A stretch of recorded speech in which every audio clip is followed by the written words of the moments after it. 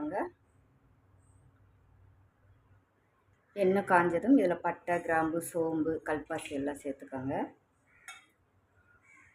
இப்போ நம்ம போட்ட எல்லாம் பொரிஞ்சிருச்சு. இப்போ இதில் நம்ம வெங்காயம் சேர்த்துக்கலாம். காரத்துக்கு ஒரு மிளகாய். 2 நிமிஷம் நல்லா வதக்கி எடுத்துக்கோங்க.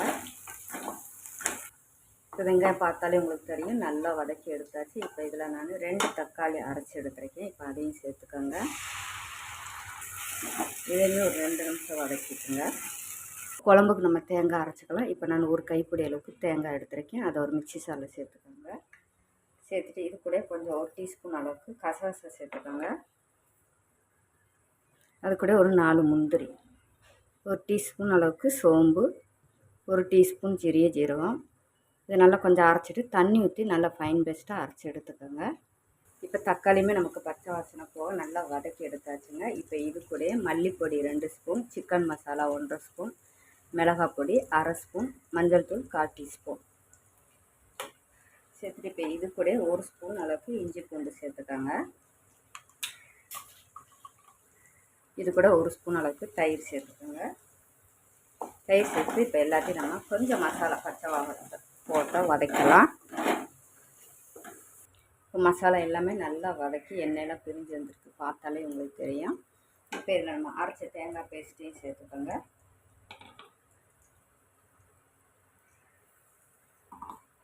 தேவையான அளவுக்கு தண்ணி சேர்த்து கலந்து எடுத்துக்கோங்க.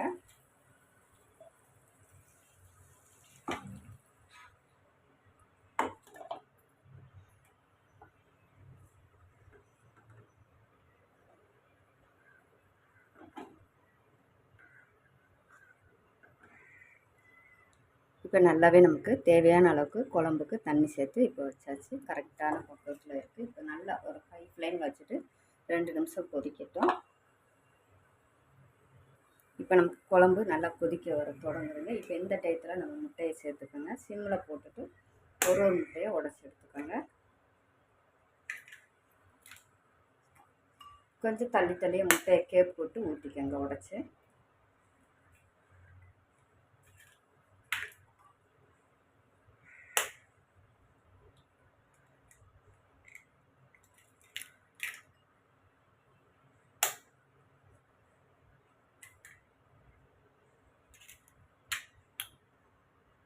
இப்போ குழம்புக்கு தேவையான அளவுக்கு உப்பு சேர்த்துக்கோங்க.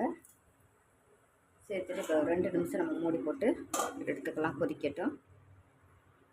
2 நிமிஷம் ஆயிடுச்சு, ஓப்பன் பண்ணிக்கலாம். பார்த்தாலே உங்களுக்கு குழம்பு நல்லாவே கொதிக்குது. இப்போ சிம்மில் போட்டுக்கோங்க. ஓரளவுக்கு போட்டுட்டு அப்படியே லைட்டாக நீங்கள் கலந்து விட்டுக்கோங்க.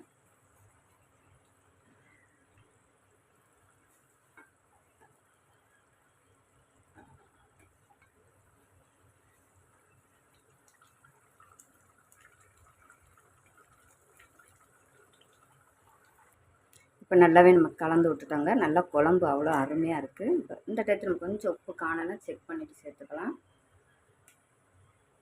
குழம்பு அவ்வளோ டேஸ்ட்டாக அருமையாக இருக்குங்க. கறி குழம்பு டேஸ்ட்டில் இருக்குங்க. நம்ம இன்றைக்கி முட்டை குழம்பு அவ்வளோ டேஸ்ட்டாக வச்சுருக்கோம். உப்பு எல்லாமே கரெக்டாக இருக்குது. இப்போ நம்ம 2 நிமிஷம் சிம்மில் போட்டு எடுத்துக்கலாம். இப்போ நமக்கு 2 நிமிஷம் ஆயிடுச்சுங்க. குழம்பு ஓப்பன் பண்ணிக்கலாம்.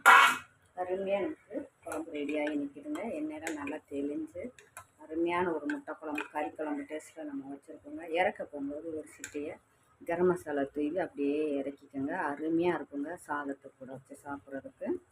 இந்த மட்டன், சிக்கன் எடுக்காத நேரத்தில் இந்த மாதிரி நீங்கள் ஒரு முட்டை குழம்பு வச்சு சாப்பிட்டு பாருங்கள். நான்வெஜ் டேஸ்ட்டில் அருமையாக இருக்குங்க. அவ்வளோ டேஸ்ட்டாக அருமையாக இருக்கும். டக்குன்னு நமக்கு மட்டன், சிக்கன் எடுக்க போகிற நேரத்தில் இந்த மாதிரி நீங்கள் வச்சு கொடுத்தா அவ்வளோ டேஸ்ட்டாக இருக்கும். இட்லிக்கு, தோசைக்கு, சாதத்துக்கு தொட்டு சாப்பிட்ற அவ்வளோ ஊற்றி சாப்பிடுவாங்க. எவ்வளோ தான் ஊற்றி சாப்பிட்றாங்கன்னு தெரியாது. அருமையான முட்டை குழம்பு பார்த்துருக்கோம். நமக்கு சாதமே வடித்தாச்சு, பார்த்தாலே உங்களுக்கு தெரியும். அப்படியே குழம்பும் எதுவும் ஊற்றி சாப்பிட்றதுக்கு அவ்வளோ டேஸ்ட்டு அருமையாக இருக்கும்.